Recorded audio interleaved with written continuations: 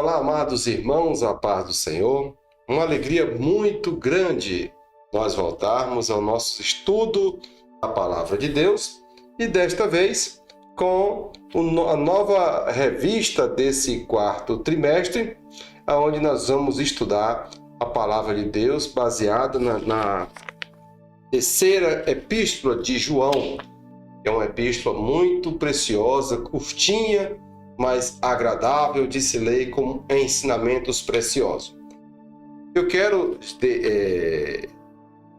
direto ao ponto, primeiramente com meus agradecimentos, primeiramente ao meu pastor presidente, pastor Hermes Vieira Neto, pastora Ezi Batista. Eu sou xará do pastor Hermes e nós servimos a Deus aqui em Palmas, no estado do Tocantins, na capital.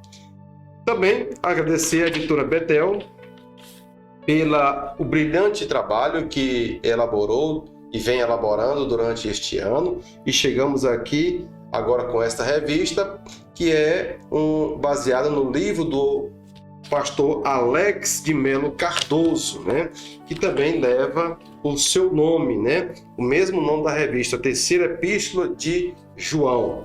O pastor Alex extraiu o material dessa revista e o pastor Alex de Melo Cardoso é presidente da Assembleia de Deus no Parque Esplanada, em Embu das Artes. É mestre em teologia, é conferencista e escritor premiado internacionalmente e autor de 15 livros. Amém? Então, vamos direto ao título da revista, da lição. O verdadeiro discípulo anda na verdade. Veja bem, texto áureo. Porque muito me alegrei quando os irmãos vieram e testificaram da tua verdade. Como andas na verdade. 3 João 3:3. Verdade aplicada. Nossa conduta em todas as áreas deve refletir o comprometimento pessoal com a palavra de Deus que recebemos. O objetivo da lição, você bem sabe que não podemos fugir do objetivo da lição. O objetivo da lição é fundamental para quem vai ministrar a palavra de Deus. Mostrar que quem anda na verdade, anda em santidade. Ressaltar a importância de falar e andar na verdade. Revelar o padrão de Deus recomendado ao seu discípulo. O texto de referência se encontra no Evangelho de João, capítulo de número 17. Não segue a sequência de versículos, mas nós vamos lá. Deixa eu voltar aqui porque eu errei. E a gente erra na vida. Aqui. Não peço que os tire do mundo, mas que os livre do mal. Santifica-os na verdade. A tua palavra é a verdade. E por eles me santifico a mim mesmo, para que também eles sejam santificados na verdade. Assim como tu me enviaste ao mundo, também eu os enviei ao mundo. E não rogo somente por estes, mas também por aqueles que pela tua palavra hão de crer em mim, para que todos sejam um como tu, ó Pai, o és em mim e eu em ti, que também eles sejam um em nós, para que o mundo creia que tu me enviaste. Amém? Então vamos lá. Virando a página. A verdade é um termo mais destacado no livro de João e citado por Jesus ao falar sobre sua unidade e santidade. Esse caráter é exaltado por João na vida de Gaio e Demétrio, em contraponto com o engano produzido por Diótrefes. Logo no início da carta, você percebe uma afinidade muito grande de João com Gaio. Aqui na minha revista, diz o seguinte: a terceira carta de João, com apenas 15 versículos, é personalista e foi endereçada ao presbítero Gaio.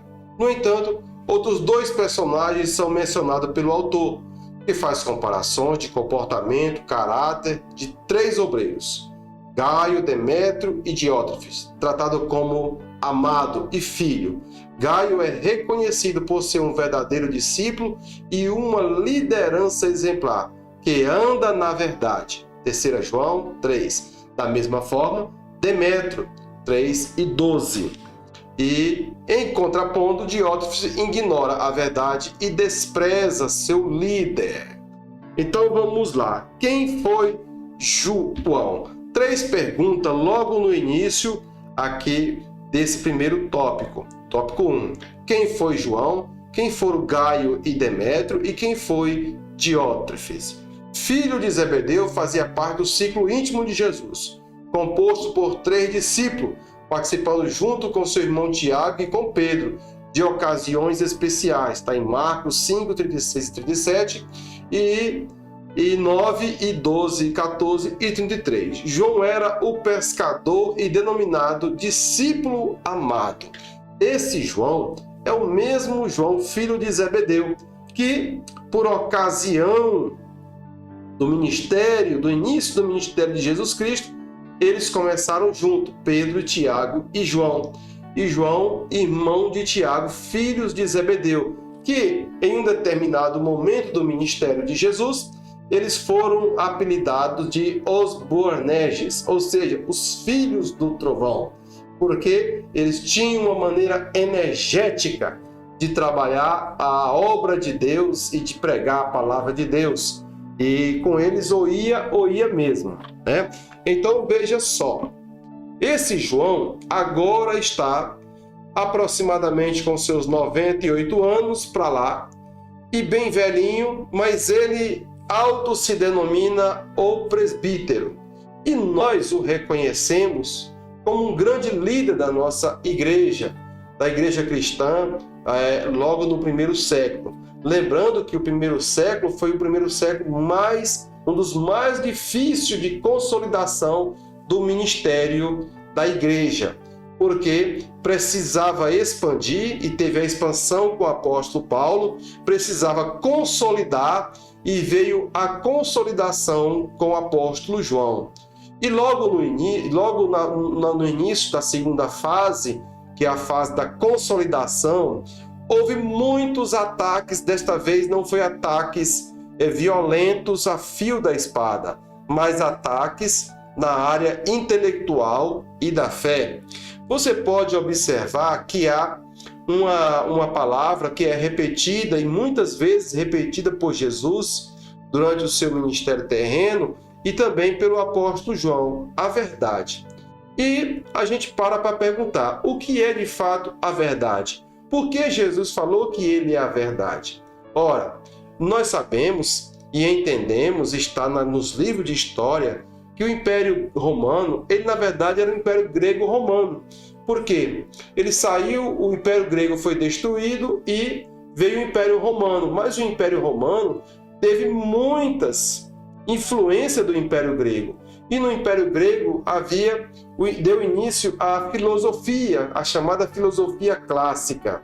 E a filosofia clássica buscava ensinar o pensamento racional, ou a racionalização do pensamento, deixando o pensamento mítico, ou seja, o pensamento da experiência, da fé, de lado, rechaçando e provando através de argumento que Deus não existia.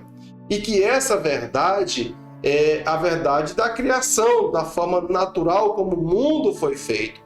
E logo, Deus não podia ser um homem, porque se Deus sendo homem, como ele poderia ser bom? Haja vista que toda matéria é má e todo homem é mau. Então, como poderia esse Jesus, esse Cristo, ser Deus sendo homem? Ora, a busca pela verdade da filosofia clássica é ensinar a criação do universo, a nossa criação, de uma forma racional, rechaçando o ensinamento judaico e o ensinamento cristão, e negando a santidade de Jesus Cristo e a unicidade de Jesus com o Pai, o Filho e o Espírito Santo. Então, quando Jesus aparece, ele aparece dizendo: eu sou o caminho, a verdade e a vida. Eu sou a verdade, eu sou a vida. Ou seja, João rebate o ensinamento, que esse ensinamento agora é chamado de agnosticismo, é uma seita que saiu de dentro da filosofia clássica, e o agnosticismo pregava justamente isso, o pensamento racional e a adoração do universo, da matéria, da natureza, como de fato é vendo, né? E não crendo numa existência de um Deus superior, criador dos céus e da terra. Ora, o apóstolo João escreve o Evangelho dizendo o seguinte: o seu Evangelho, no princípio era o Verbo, e o Verbo estava com Deus, e o Verbo era Deus. Ora, ele começa rechaçando essa teoria dos agnosticismos da pessoa de Jesus Cristo. Ora, Jesus Cristo estava no princípio da criação e ele estava escondido no seio do Pai. Então, ele era um mistério de Deus escondido no seio do Pai e ele participou de toda a criação. Mas os agnosticismos entraram dentro da igreja para combater esta fé, este pensamento, este ensinamento de que Cristo é o próprio Deus, o Verbo encarnado de Deus. Então, todo o evangelho que João escreveu foi para provar uma única coisa: Jesus Cristo é Deus. E ele, sendo Deus, ele participou de toda a criação, de tudo que há no mundo e que há no universo conhecido. Amém? Então, este é João, já com seus 98 anos, participando agora do bom combate, o combate contra os falsos ensinamentos e as heresias. Ele escreveu o Evangelho de João, as 3 epístolas e o livro da Revelação, que é o livro de Apocalipse. E quem foram Gaio e Demétrio? Ora, Gaio e Demétrio são apresentados por João como cristãos fiéis. Cristãos fiéis. 3 João 3,6. Gaio era líder de uma das igrejas da Ásia Menor, da qual João se tornou bispo, um obreiro generoso, hospitaleiro, que oferecia abrigo aos missionários em sua casa. Então, este Gaio é este obreiro a quem João diz logo no princípio da sua carta: o presbítero ao amado Gaio. Era alguém a quem ele amava e era um cooperador do ministério de João. Ora, e Demétrio? Demétrio, entretanto, no versículo 12 é o seguinte: entretanto, quanto a Demétrio, todos tecem bons comentários sobre ele. Inclusive, a própria verdade testemunha ao seu favor. Ou seja, a verdade aqui que ele se refere é a palavra de Deus. E a palavra, o verbo agora é escrito. Ela testemunhava a respeito da conduta de Demétrio e também da conduta de Gaio.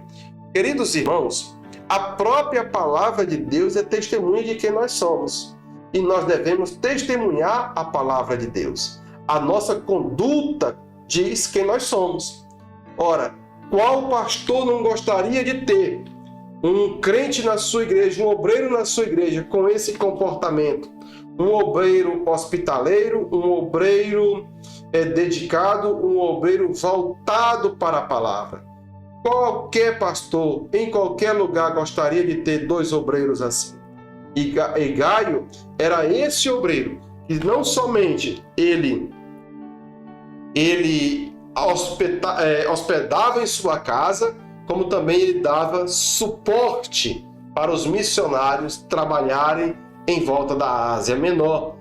Demétrio, alguns escritores teólogos dizem que o Demétrio foi o portador desta carta e que Demétrio congregava também junto com Gaio. E o próprio João diz aqui que a palavra a verdade, dava testemunho dele de que ele tinha uma conduta exemplar. Ora, a conduta precede ao homem. A nossa conduta enquanto cristãos deve ser baseada nos padrões éticos morais da palavra de Deus. A nossa conduta deve ser pautada na palavra de Deus. Por quê? Porque nós obreiros somos um exemplo dentro da igreja e nós cristãos devemos ser um exemplo para o mundo. E o mundo nos cobra isso. E nós devemos andar no trilho da verdade, que é a palavra de Deus. Agora, vem a terceira pergunta. Quem foi Diótrefes? Ao contrário de Gaio e Demétrio, em 3 João 1:6 e versículo 12, Diótrefes não obedecia nem respeitava o apóstolo João. Era obstinado e falava o que não devia, causando mágoas e conflito no seio da comunidade. Ele queria ter a primazia entre os irmãos, ou seja, o primeiro lugar. 3 João 9. Então, esse Diótrefes era um obreiro do qual era um empecilho para a obra de Deus. Ele era um empecilho no ministério de João. Ele tinha primazia, ou seja, desejava o primeiro lugar dentro da obra de Deus. Diótrefes não recebia e nem hospedava ninguém, como também ameaçava os irmãos que hospedava, aqueles a quem João enviava para pregar a palavra de Deus. Queridos irmãos, obreiros dessa natureza ainda hoje tem dentro da igreja. Infelizmente, ainda hoje temos obreiros assim, com um coração contrário, contra a liderança, contra a igreja praticamente. Esse tipo de obreiro ainda não conheceu de fato o amor de Deus e a verdade. Como diz aqui no versículo 11 da terceira carta a João: amados, jamais imites o que é mal, mas sim o que é bom. Aquele que faz o bem é de Deus, aquele que pratica o mal não conheceu a Deus. Há muitos irmãos obreiros que ainda não conheceram o amor de Deus de fato e nem a verdade da palavra. E aí são sempre pessoas do contra. Tudo que se vai fazer, ele pergunta: para quê? Para quê? Para quê? Se opõe à liderança, se opõe ao amor fraternal. Ora, nós devemos ser o exemplo dos fiéis. E sendo o exemplo dos fiéis, devemos honrar nossa liderança com uma submissão, não uma submissão cega, mas uma submissão pautada na palavra de Deus, para que a obra possa andar. Então, eu ensinei a você que temos por precioso é o que marcará nosso caráter e o que passaremos adiante. Um discípulo é reconhecido, bem ou mal, por aquilo que ele está evidenciando em sua vida. No caso de Gaio e Demétrio, era a verdade. O que você está evidenciando na comunidade que você serve a Deus? O que falam de você? Jesus disse que o testemunho que ele dava dele mesmo não era bom, mas que os outros davam dele. Então, vem a pergunta: que testemunho a comunidade dá sobre sua pessoa? Como anda sua conduta dentro da igreja? Amém? Então vamos andando para o nosso tópico 2. O que é a verdade? Eu já expliquei o que é a verdade, mas vamos lá. A verdade é um atributo divino. Agora, falando aqui a respeito da verdade como a palavra de Deus e da pessoa de Jesus, a verdade, a palavra, é um atributo divino. A Bíblia é chamada de palavra da verdade pelo apóstolo Paulo em Efésios. Jesus disse em João 17 que a palavra de Deus é a verdade. E ainda em João 14:6, que ele é o caminho, a verdade e a vida. A verdade que não pode ser calada, céus e terra passarão, mas essa verdade não passará. Ela persiste. a palavra de Deus. E nós devemos amar essa verdade até mesmo como um conceito de vida, como um padrão de vida, uma regra de fé para a nossa vida. A verdade é um dos atributos divinos, é a palavra de Deus. Tá? Defender a verdade. Na versão na linguagem de hoje, em Provérbios 22:12, diz o seguinte: o Senhor Deus está alerta para defender a verdade e atrapalhar os planos dos mentirosos. Um dos papéis da igreja, portanto, dos crentes, é realizar aquilo que agrada a Deus. E defender a verdade está neste plano. João combateu Diótrefes exatamente por ele estar do lado oposto da verdade. Ora, todo aquele que é do contra da obra, ele não conheceu a verdade. O combate nosso deve ser, hoje, no século 21, 21 séculos depois, deve ser combater a verdade pela verdade, a palavra com a palavra. Porque em algum momento você já foi em alguma ministração que ela te deixou assim com a pulga de trás da orelha e você disse: mas será que isso é assim mesmo? Será que esse negócio está certo? Olha, que não é assim. Então, tem ministrações por aí que os pregadores querem massagear tanto o ego do povo que eles fogem do princípio da verdade. Eles fogem do princípio daquilo que é lógico, porque a palavra de Deus é lógica, absoluta. Deus é o Criador dos céus e da terra, e Jesus Cristo é o Verbo encarnado de Deus, que se encarnou, vestiu-se de homem e habitou entre nós. E como diz o apóstolo João, todos os quantos receberam o poder de serem feitos filhos de Deus. Ora, esta é a verdade, e nós devemos pregar e nos pautar por ela. A verdade, defender esta verdade, que os céus e a terra foram feitos pela mão do Criador, e que esse Criador esteve no meio de nós, e todos quantos receberam o poder de serem feitos filhos de Deus. Então, a verdade que os filósofos clássicos buscavam do conhecimento, da existência do mundo, do ser, do ela se materializou, ela se verbalizou. E o verbo se fez carne, ela se verbalizou, ele passou a existir no meio de nós. Essa verdade foi revelada a nós pela graça e misericórdia, pela eleição dos santos. Então, nós devemos defender esta verdade e amar essa verdade. Jesus disse que o diabo é o pai da mentira. Agora falando da verdade como um conceito moral. A mentira e a verdade. Ensinando que não só o que o inimigo criou, a mentira, mas que os filhos de Deus devem andar na verdade segundo o caráter de Deus. Agora, falando da verdade como um conceito ético-moral, nós devemos sempre andar e falar nessa verdade e nos afastarmos daquilo que é falso, daquilo que é fajuto. Por quê?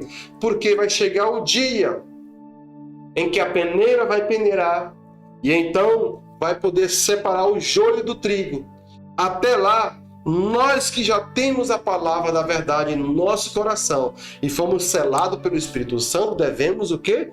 Nos afastar da verdade e amar, nos afastar da mentira e amar a verdade.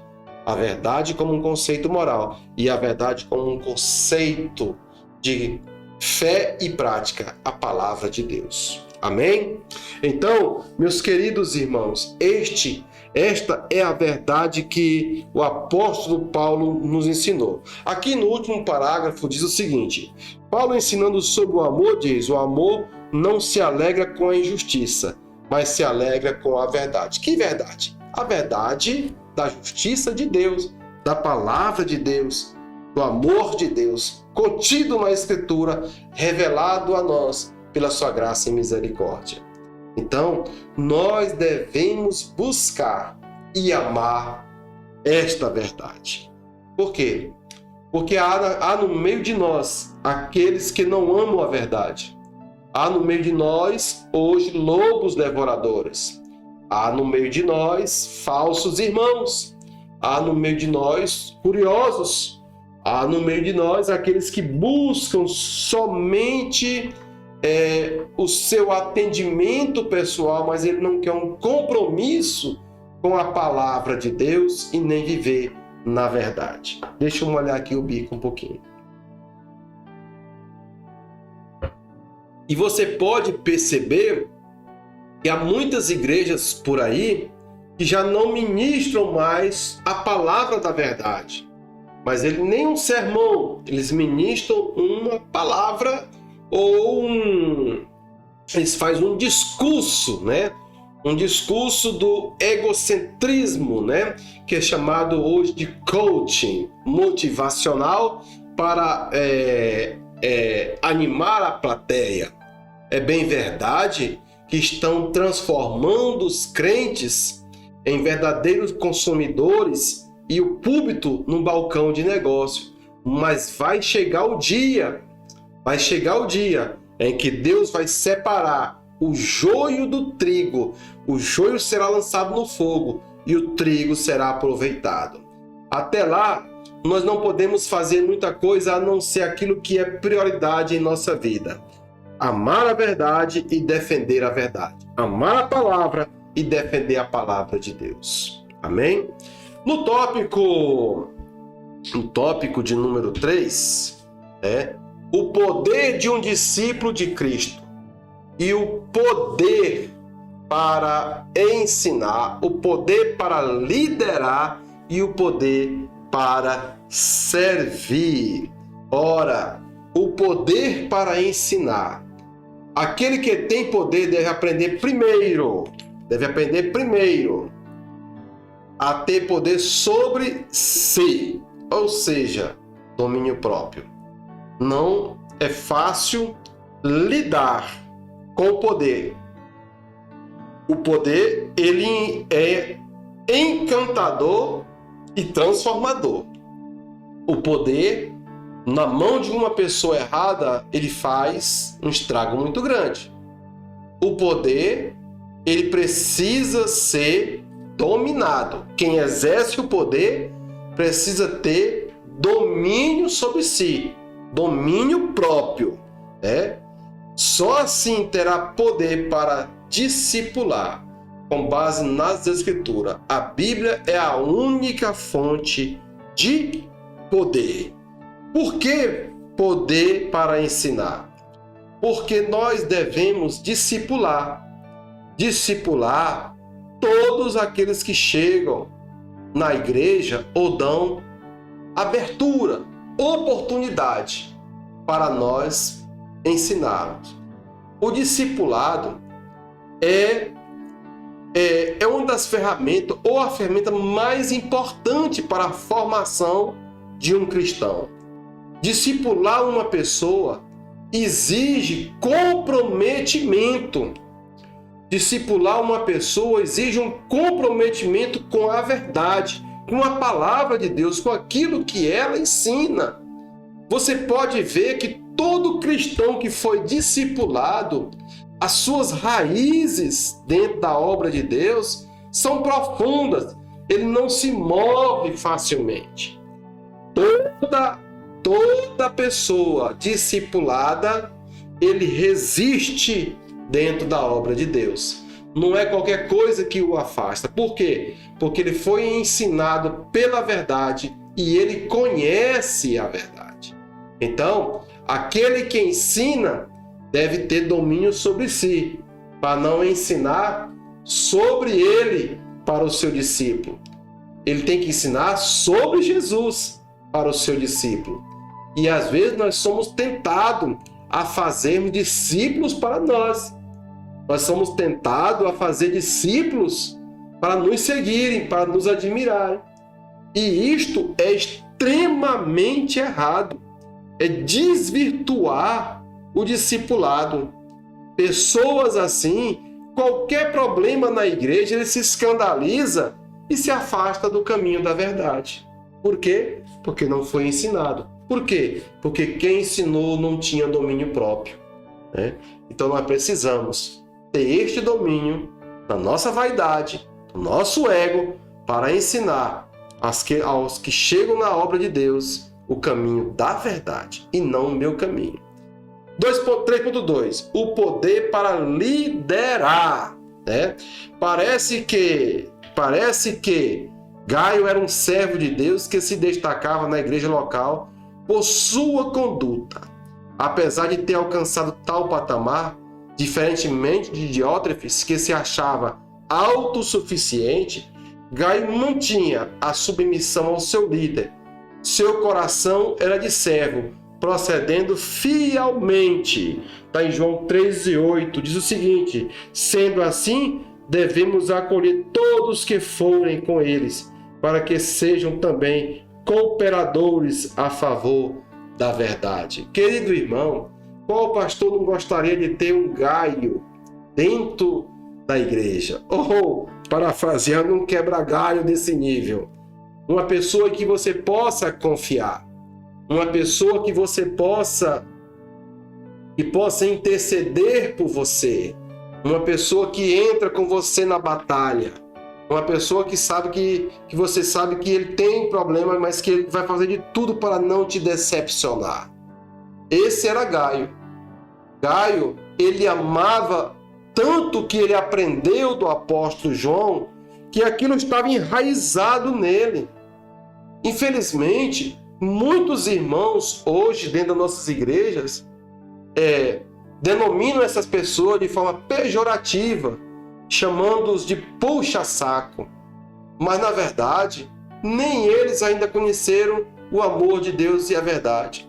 Ora, você ser fiel ao seu pastor, ombrear com o seu pastor, estar ao lado do seu pastor, não te faz um puxa-saco, mas te faz um amado do teu pastor. Alguém que o pastor sabe que pode confiar. Essa pessoa, esse obreiro, essa obreira, em um momento oportuno ele vai ser honrado pelo seu pastor. Ora, Gaio era assim, alguém que João não estava presente, mas que ele não desonrava João. Ao contrário de Diótrefes, que ele diz o seguinte, que Diótrefes falava palavras insensatas contra João. Palavras, em outra versão corrigida, diz maldizente de nós. Ou seja, parece que ele espraguejava João, espraguejava Gaio, Demétrio. Ele era um obreiro do contra e, sobretudo, exercia um papel dentro da igreja, porque ele queria a primazia de tudo, né? Ou seja, o primeiro lugar, inclusive o lugar do seu pastor. Você já viu o obreiro que quer o lugar do pastor e não dá conta de nada? E é insubmisso, ele tem um espírito rebelde dentro dele que precisa ser trabalhado.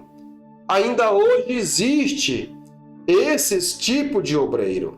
Obreiro que não são tratáveis, não são pessoas que estão realmente convertidas, não passaram pelo vale da aprovação, foram aprovados de qualquer forma e apresentados ao ministério, e ele não é submisso, ele não é um dizimista. Eu bato na tecla do dizimista porque eu não consagro obreiro que não é dizimista. Não vem que não tem. Se o seu bolso não é convertido, não vem que não tem. E obreiros que trabalham torcem contra o trabalho daquele pastor. Ora, João, já com seus 98 anos, ele se apoiou em quem? Em Gaio e Demétrio para conduzir a obra de Deus. Mas Diótrefes estava lá dentro da igreja, prejudicando a obra de Deus. E nós, queridos irmãos, ora por outra, ou sempre, devemos, nós mesmos, analisarmos a nossa conduta como cristão, a nossa conduta como crente local, como obreiro, a nossa conduta como servo. E agora eu passo a falar do servir. O poder para servir.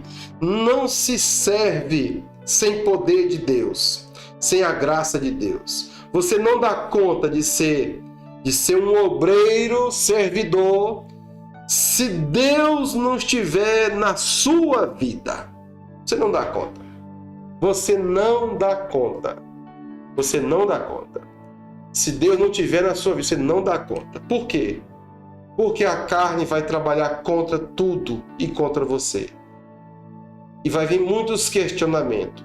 E tem coisas que um obreiro faz e ele não precisa questionar. Vamos lá.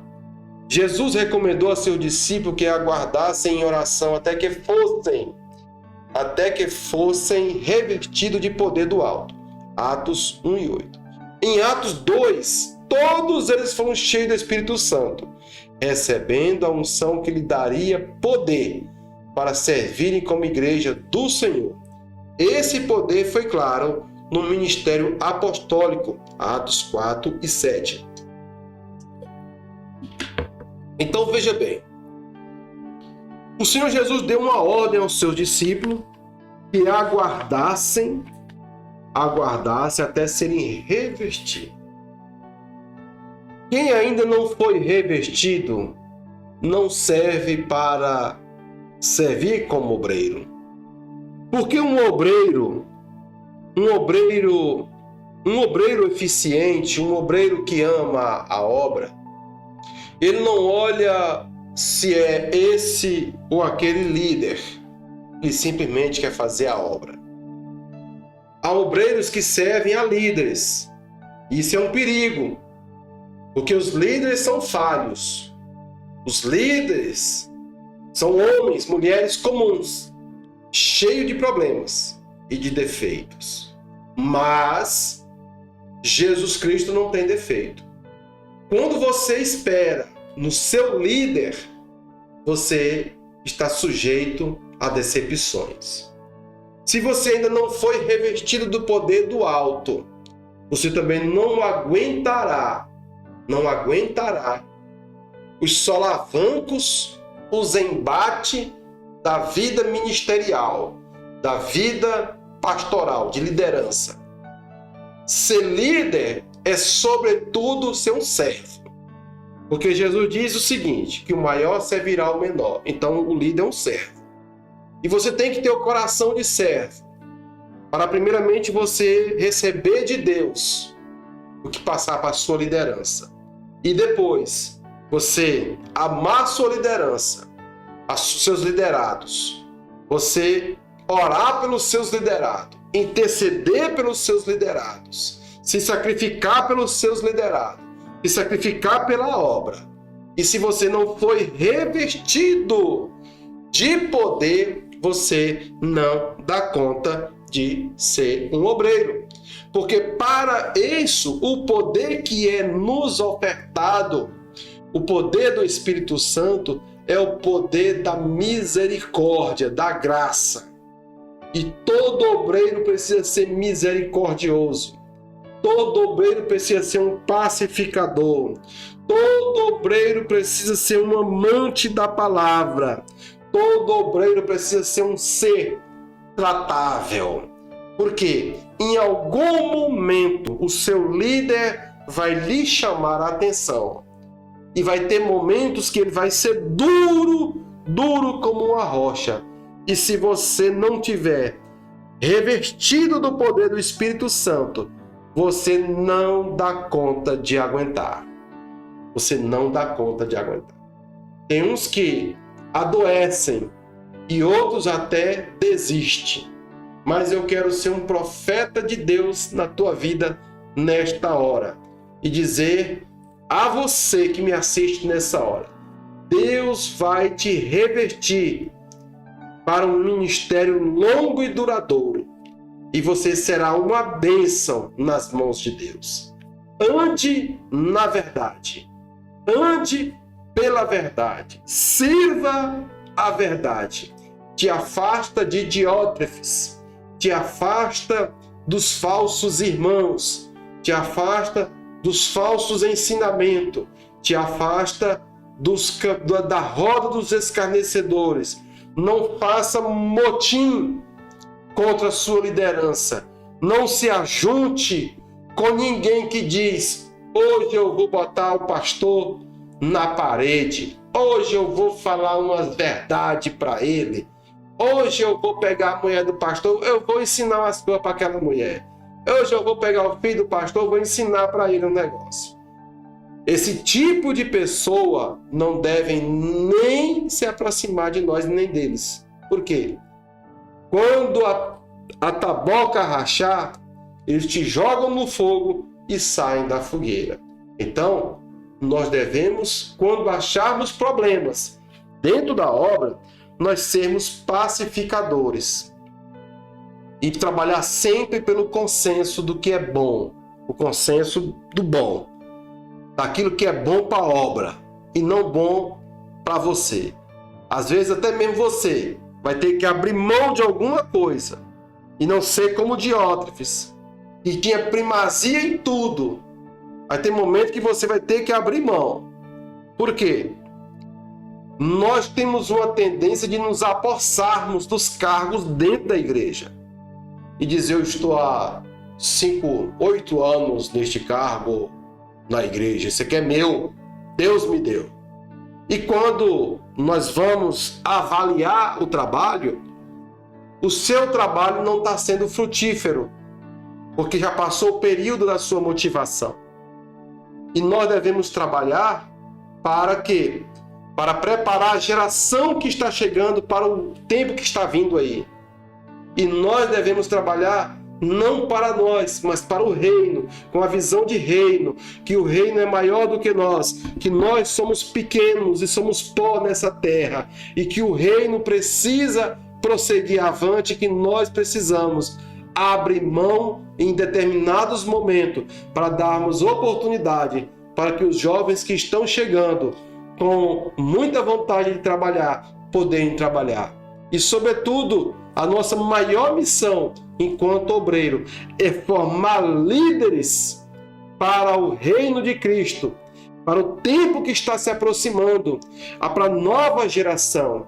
Não devemos fazer como o rei Ezequias, quando foi revelado a profecia pelo profeta Isaías, que ele ia ser atacado, que ia chegar um tempo difícil em Jerusalém, e ele disse: olha, tudo bem, se no meu tempo tiver paz, eu quero que a geração futura se dane. Não, a geração futura é uma responsabilidade nossa. E nós, como obreiros, primeiramente, devemos ser tratáveis. Segundo, termos compromisso com a obra. Terceiro, compromisso com a nossa liderança. Quarto, compromisso com nossos liderados. Um obreiro aprovado não faz como Diótrefes, que era um obreiro que não obedecia e que ainda tirava do caminho aqueles que obedeciam a palavra. Aqueles que obedeciam a palavra, ele ainda ameaçava aqueles que obedeciam a palavra. Queridos irmãos, estamos chegando ao final de mais uma aula. É uma lição pastoral e você deve se pautar nisso na sua mensagem de domingo, na sua revista, na sua ministração, que esta é uma mensagem pastoral e que é uma mensagem atual para os nossos dias, e que eu devo ser o primeiro a me colocar dentro desses 15 capítulos e me encontrar como anda a minha conduta com relação à obra de Deus. Desejo a você uma excelente escola bíblica dominical. Que a graça de Deus seja abundante em ti. Amém? Que Deus te abençoe. Tenha um ótimo estudo em nome de Jesus.